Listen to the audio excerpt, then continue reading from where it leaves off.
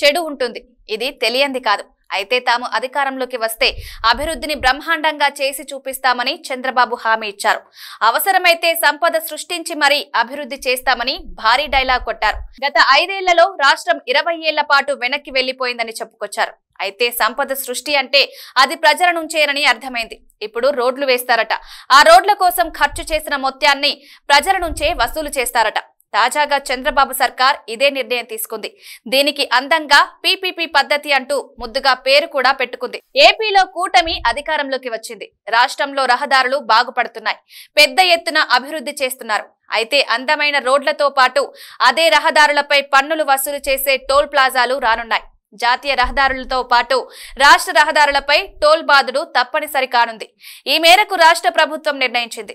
రాష్ట్రంలో ఎంపిక చేసిన రహదారులను అభివృద్ధి చేసి వాటిపై టోల్ పన్ను వసూలు చేయనున్నారు.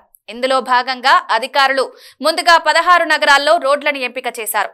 వాటిని అభివృద్ధి చేసేందుకు అధికారులు రెడీ చేసిన ప్లాన్ కు త్వరలో ప్రభుత్వం ఆమోద ముద్ర వేయబోతోంది. అనంతరం టెండర్లకు పిలుస్తారు. గత 5 ఏళ్ల వైసీపీ పాలనలో రహదారుల నిర్వహణను గాలికొదిలేశారు. వాటిని అభివృద్ధి చేయాలంటే నిధుల కొరత అధికంగా ఉంది. దీంతో దానిని అధిగమించేందుకు పీపీపీ విధానంలో రోడ్లు బాగు చేయనున్నారు అన్నమాట. కాంట్రాక్టర్ రోడ్డు వేసి టోల్ ట్యాక్స్ వసూలు చేసుకోవడం అన్నమాట. ఇప్పటికే అంతర్రాష్ట్ర రహదారులను గుర్తించి అభివృద్ధి చేయడానికి నిర్ణయించారు. ఇప్పుడు పట్టణాలతో పాటు నగరాల్లో కూడా రహదారులను అభివృద్ధి చేయనున్నారు. ఇందుకు సంబంధించి యాక్షన్ ప్లాన్ రూపొందించారు. రాష్ట్ర వ్యాప్తంగా 16 నగరాల్లో ఉన్న 643 కిలోమీటర్ల మేర రోడ్లను ఎంపిక చేశారు. వీటి అభివృద్ధి నిర్వహణకు త్వరలో టెండర్లు పిలుస్తారు. అనంతరం టెండర్ దక్కించుకున్న కాంట్రాక్టర్లు పని ప్రారంభిస్తారు. అయితే విశాఖ నగరంలోనే 253 కిలోమీటర్ల రహదారిని బాగు చేయనున్నారు.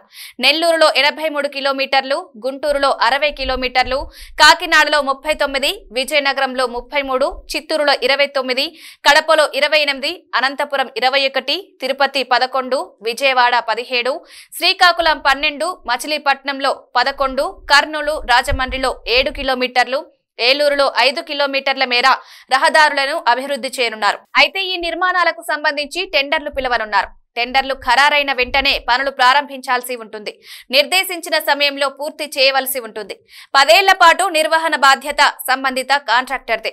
మధ్యలో రిపేర్లు వచ్చినా వారిదే బాధ్యత. వీటిపై టోల్ ప్లాజాలు కూడా ఆ కాంట్రాక్టర్లు ఏర్పాటు చేయనున్నారు. వాహనదారుల నుంచి టోల్ వసూలు చేయనున్నారు.